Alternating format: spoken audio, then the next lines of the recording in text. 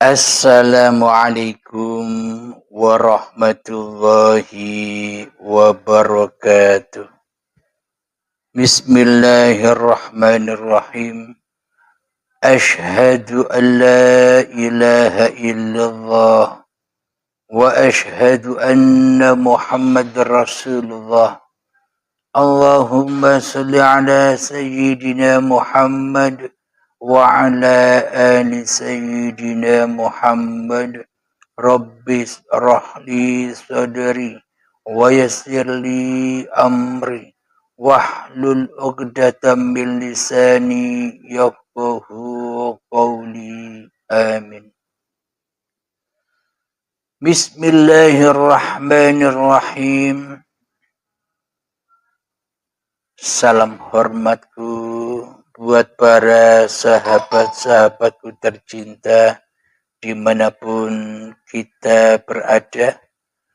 Semoga kita semua senantiasa selalu di dalam lindungan Allah Subhanahu wa ta'ala.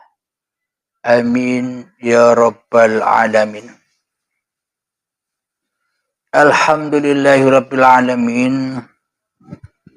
Kali ini kita mengkaji tentang ayat-ayat suci. Bismillahirrahmanirrahim. Di manakah ayat-ayat suci itu? Mayoritas kita selama ini hanya menerka Al-Quran saja sebagai ayat-ayat suci. Akan tetapi kita selama ini masih belum suci dari ayat-ayat tersebut. Kita selama ini hanya membaca dan membaca ayat-ayat suci Al-Quran. Akan tetapi selama ini kita lalai membaca ayat-ayat kitab suci kita sendiri di hati kita.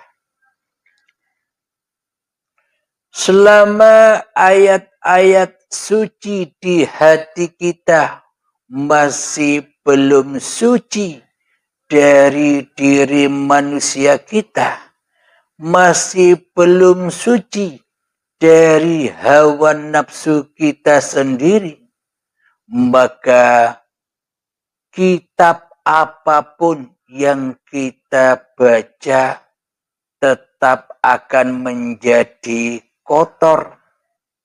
Meskipun kelihatannya yang kita baca di dalam surat suci Al-Quran.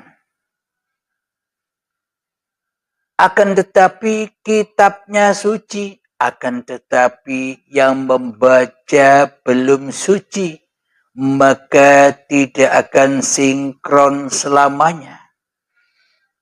Karena Al-Quran itu adalah kitab yang suci untuk petunjuk bagi seluruh manusia agar kita bertemu dengan kitab suci kita sendiri, agar kita bisa membaca ayat-ayat suci di dalamnya. Selama ini kita hanya membaca ayat-ayat yang kotor, ayat-ayat yang fana, ayat-ayat makhluk yang merasa menjadi sang Khalik di hati kita. Jadi kita selama ini lebih cinta membaca ayat-ayat yang dusta daripada ayat ayat-ayat yang suci. Kenapa dikatakan ayat-ayat yang dusta? Karena di dalam hati kita yang merasa sebagai sang Khalik adalah diri kita sendiri ketimbang kita merasa menjadi makhluknya Allah. Di dalamnya kita selalu membaca ayat-ayat diri kita sendiri, membaca ayat-ayat hawa nafsu kita sendiri, membaca ayat-ayat yang kotor dan kotor, membaca ayat-ayat apapun yang kita kerjakan, membaca ayat-ayat apapun yang kita aktivitaskan di dalam kehidupan ini, yakni ayat-ayat yang dusta. Karena di dalam hati kita selama ini masih linapsi, masih manusianya yang berkedudukan, manusianya yang berposisi sebagai Tuhan daripada berposisi sebagai makhluk di hati kita.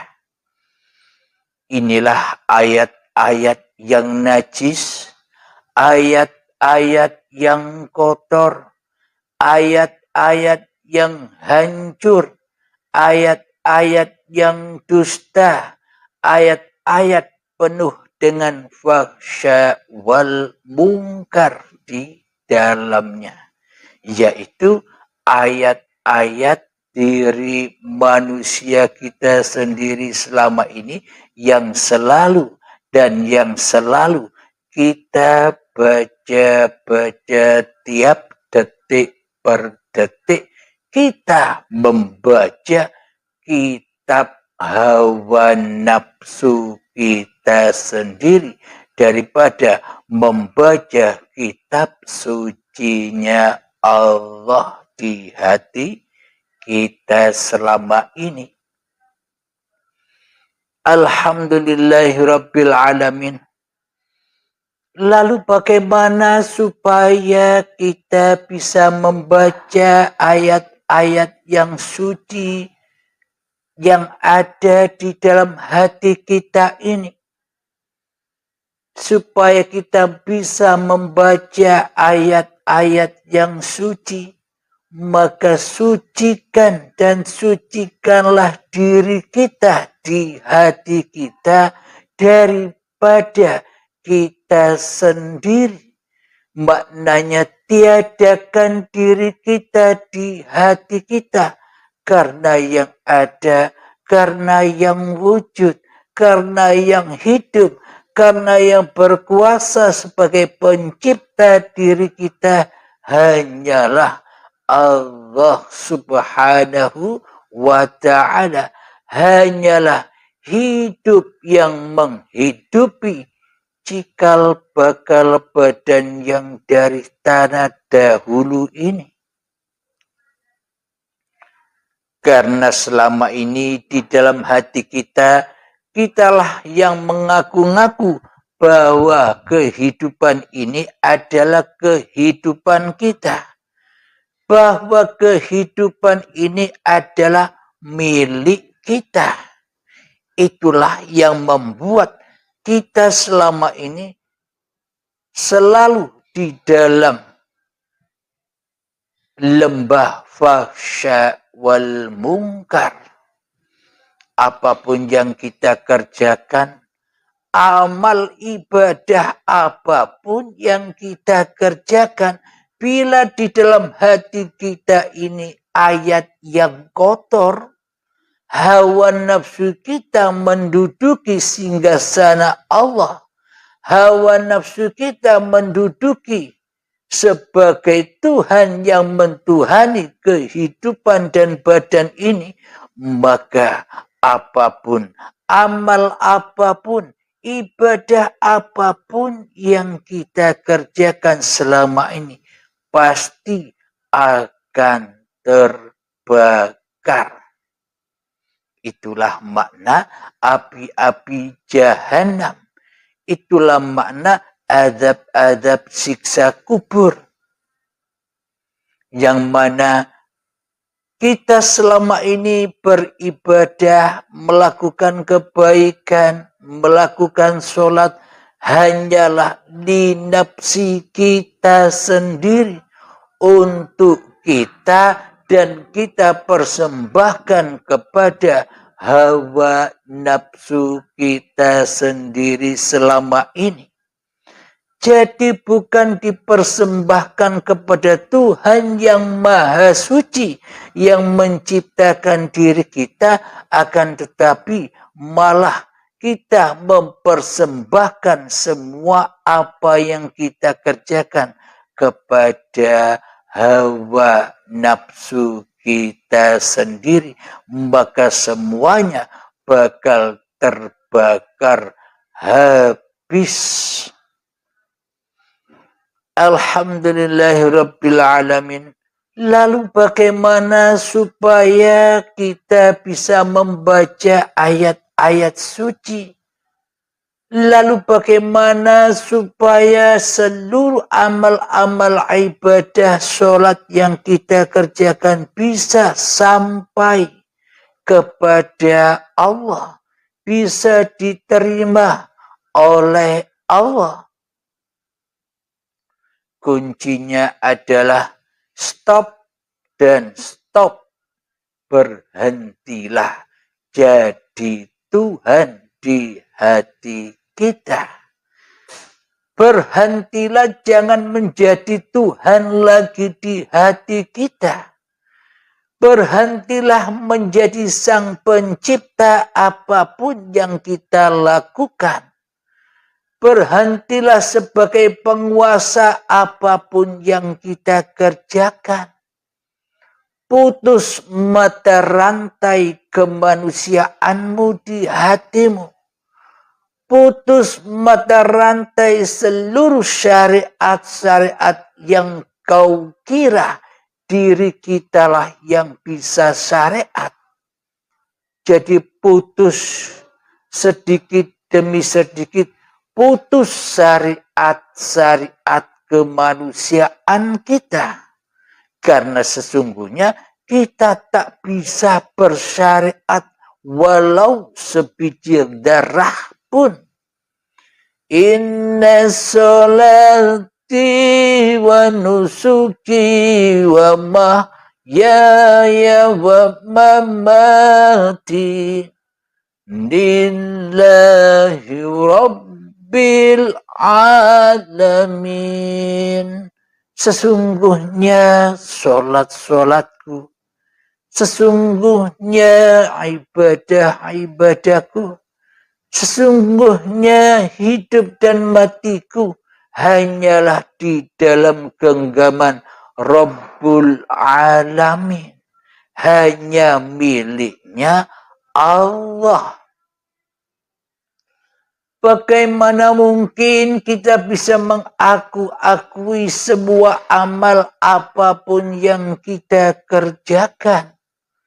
Bagaimana mungkin kita bisa merasa yang menghaki apapun ibadah dan sholat yang kita kerjakan? Sementara hidup saja tak punya. Sementara kuasa saja tak punya. Bagaimana mungkin kita merasa menghaki, merasa menguasai, merasa memiliki apapun yang kita kerjakan? Hidup saja tak punya. Hal inilah yang perlu dan yang sangat perlu kita kaji, kita dalami, kita hayati, kita renung-renungkan di setiap detik kita.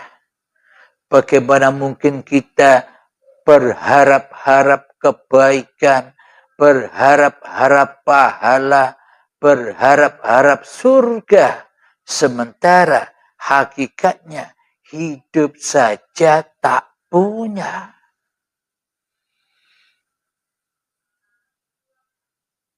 Alhamdulillahirabbil alamin. Jadi puncak-puncak manusia diutus ini hanyalah supaya bisa menyaksikan ayat-ayat sucinya, yakni ayat-ayat Tuhannya. Jangan memandang ayat-ayat suci hawa nafsu kita sendiri.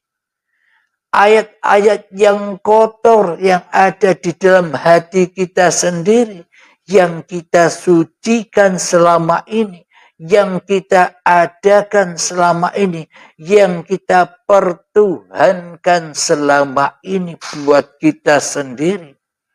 Karena kita selama ini telah terjerembab, telah terjatuh di lembah jahanam di sisi Allah, yakni ketika masih ada badan-badan manusia dan hati yang keras melebihi kerasnya batu, itulah lembah neraka, itulah lembah dosa, itulah lembah alam kubur, itulah lembah siksa kubur. Lalu bagaimana supaya teraplikasi agar kita bisa membaca ayat suci yang sebenar-benarnya suci? Maka sucikanlah Allah yang selalu hadir, maka sucikanlah Allah yang selalu hidup, maka sucikanlah Allah yang selalu berkuasa atas diri kita, di hati kita. Maka bila sudah demikian, maka maha sucilah Allah dengan segenap apa yang diciptakannya, apa yang telah diwujudkannya. Jadi cara untuk membaca ayat-ayat suci adalah masuklah ke dalam diri kita. Saksikan di dalam hati kita dengan kesaksian yang terdalam bahwa hidup inilah Allah yang maha suci. Maka ketika kita selalu berada, maka apabila kita selalu beriktikaf, maka bila kita selalu bersujud di dalam badan ini, tak keluar lagi dari badan, yakni beriktikaf di dalam masjid badan ini, maka kita akan bisa menyaksikan dan membaca ayat-ayat sucinya Allah. Jadi di sini ayat-ayat sucinya Allah itu bukan Al-Quran saja, akan tetapi ayat-ayat suci yang lebih suci daripada Al-Quran itu adalah maha sucinya Allah yang telah menciptakan diri manusia kita ini. Maka selalu sucikanlah Allah di dalam dada kita. Maka selalu sucikanlah Allah di segenap apapun yang kita kerjakan. Inilah aplikasi dari niatan lillahi ta'ala. Selalu kembali dan kembali kepada Allah. Inilah yang disebut membaca ayat suci. selalu memandang yang maha suci, yang bergelar, selalu memandang yang maha suci, yang beraktivitas, selalu memandang yang maha suci di dalam sholat dan ibadah serta puasa-puasanya. Karena tanpa uripe Allah semuanya takkan pernah ada. Apapun yang kita sebutkan dan apapun itu tanpa uripe Allah semuanya takkan pernah ada. Alhamdulillahirabbil alamin. Mari kita belajar bersama-sama bagaimana cara membaca kitab suci itu. Di dalam kita duduk, maka bacalah kitab sucimu, yakni ketika duduk. Duduk ini adanya didudukkan oleh uripe Allah. Jadi kembali kepada hidup yang berkuasa, hidup yang menjadi rahasianya badan bisa duduk ini. Ketika kita bisa menyaksikan hidup yang maha suci di balik badan yang bisa duduk ini, itulah makna bahwa kita membaca dan membaca ayat-ayat sucinya Allah dengan apapun aktivitas yang kita kerjakan. Ketika berdiri kita membaca ayat-ayat yang suci, bahwa berdirinya badan ini dikarenakan ada rahasia yang merahasiai badan kita bisa berdiri ini, yakni al-insanu sirri wa nasirruhu, yakni dengan uripe Allah lah badan ini bisa berdiri. Itulah contoh-contoh membaca ayat-ayat suci, karena kita selalu kembali dan kembali ke dalam yang suci. Maknanya di dalam hati kita selalu bersujud, kita selalu bertafakur di dalamnya, bersujud kepada keadaman kita, bersujud kepada ketiadaan kita, bersujud kepada ketidakwujudan kita, bersujud kepada ketidakhidupan kita, bersujud kepada ketidakmampuan kita terhadap apapun, bersujud kepada kekuasaan yang bukan kekuasaan milik kita. Itulah makna bersujud, bertaubatan nasuha di dalam hati kita. Itulah cara-cara agar kita bisa membaca ayat-ayat yang suci. Maknanya bila kita membaca ayat-ayat yang suci itu adalah ketika manusianya sudah lillahi ta'ala di segenap amal-amal yang dilakukan, di segenap apapun aktivitas yang kita aktivitaskan, selalu rojiun dan rojiun kepada Allah. Maka itulah yang dimaksud membaca ayat suci.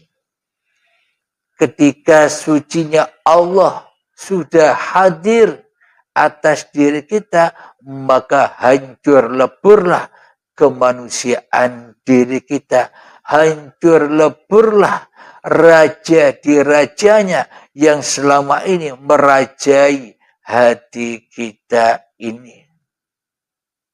Alhamdulillahirabbil alamin. Itulah sekilas membaca ayat suci, yakni sucinya Allah di dalam hancur leburnya kemanusiaannya yang ada hanya Allah. Itulah makna membaca kitab suci dimanapun dan apapun yang kita aktivitaskan selalu mensucikan hati kita dari diri kita sendiri. Itulah cara membaca ayat-ayat suci. Alhamdulillahirrabbilalamin. Semoga yang sebentar ini bisa diambil manfaat dan faedahnya, bisa teraplikasi, terlatih di dalam keheningan-keheningan jiwa kita, keheningan-keheningan cipta-cipta diri manusia kita agar terrealisasi, bisa dihaturkan kembali kepada yang maha suci. Amin ya rabbal alamin. Semoga kita senantiasa di dalam lindungannya, termasuk diri saya pribadi. Sebelum kita akhiri pemaparan ini, marilah kita bersama membaca salawat dolimin daf'ul bala. Allahumma salli ala sayyidina Muhammad wa ashghilil zalimin bizzalimin. Allahumma salli ala sayyidina Muhammad wa ashghilil zalimin bizzalimin wa akhrijna min bainihim salimin